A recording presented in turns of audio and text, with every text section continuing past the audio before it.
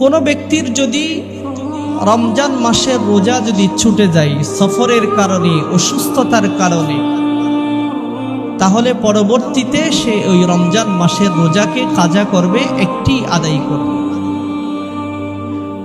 তবে একটা কথা মনে রাখা উচিত, রমজান মাসের রোজা রাখার পরে রোজা যাতে আমার মাধ্যমে ভেঙে না যায় এ কথার চিন্তাও কোনোভাবে না। কারণ রমজান মাসের রোজা রাখার পরে এটাকে ভেঙে দেওয়া হাদিসে এত বড় ধমকের কথা আসছে যেটা কল্পনাও করা যায় না। আব্দুল্লাহ ইবনে মাসউদ রাদিয়াল্লাহু তাআলা আনহু থেকে বর্ণিত, তিনি বলেন, একজন মানুষ যদি রমজান মাসের রোজা রাখার পরে সে যদি ছেড়ে দেয়, তো এই রোজার পরিবর্তে, এই রোজার বদলা দেওয়ার জন্য, এই রোজার ক্ষতিপূরণ দেওয়ার জন্য সে যদি সারাটা জীবন আল্লাহর কাছে রোজাদার হিসেবে সময় পার করে, তবু রমজান মাসের এক রোজার পরিপূর্ণ বদলা কখনো পাবে না। সারা জীবন যদি রোজা রাখে তবু সে এক রোজার সমপরিমাণ আজর বদলা সে পাবে। এটা বোঝার জন্য আমার এই মুহূর্তে 10,000 টাকা প্রয়োজন। আমি একজন থেকে পাই 10,000 টাকা,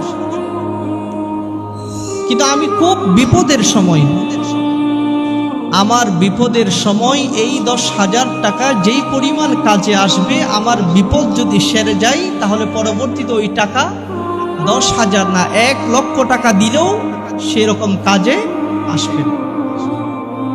তো আল্লাহ তাআলা বান্দাকে জান্নাতের সুউচ্চ স্থান দেওয়ার জন্য ইবাদতের ভরা মৌসুমে, মুখ্য সময়ে এক একটা রোজার যেই পরিমাণ আল্লাহ তাআলা আজর সওয়াব আল্লাহ তাআলা বান্দাকে দেন, রমজানের বাহিরে সারা বছর রোজা রাখলেও ওই পরিমাণ প্রতিদান আল্লাহ বান্দাকে দিবেন।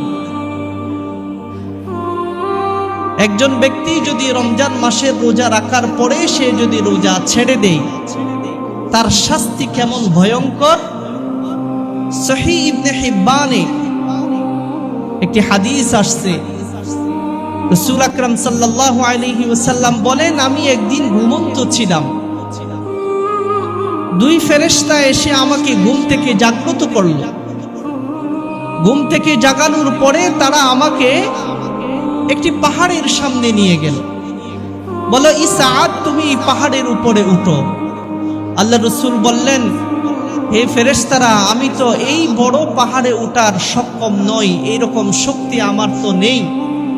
বলে না, আপনি উঠেন, এই পাহাড়ে উঠার জন্য যা যা সহযোগিতা করার, আপনাকে সাপোর্ট দেওয়ার, আমরা সেই সাপোর্ট দেব। ফেরেশতাদের সাপোর্টে আল্লাহ রাসূল সাল্লাল্লাহু আলাইহি ওয়াসাল্লাম পাহাড়ের চূড়ায় উঠলেন।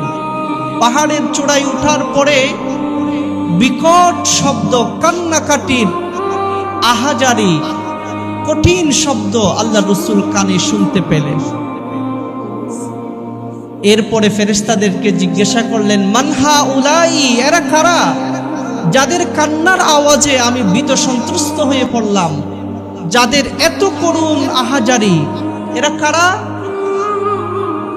বললেন, এরা হলো যারা রমজান মাসের রোজা রাখার পরে যারা ভেঙে দেয়। কিছু দূর সামনে যাওয়ার পরে দেখতে পেলেন কিছু মানুষ তাদের পা গুলো উপরের দিকে উঠাইয়া চেহারাকে নিচের দিকে রাইখা জ্বলন্ত অবস্থায় যাদেরকে শাস্তি দেওয়া হচ্ছে, যাদের মুখ থেকে টপকে টপকে রক্ত ঝরে পড়তেছে। আল্লাহ রাসূল জিজ্ঞাসা করলেন, এরা কারা? বলে, যারা রমজান মাসের রোজা রাখার পরে ভেঙে দিল দুনিয়ার মধ্যে, এই সমস্ত ব্যক্তির শাস্তি হলো, এটা কিয়ামত পর্যন্ত এমন ভাবে চলতে থাকবে। নাউজুবিল্লাহ।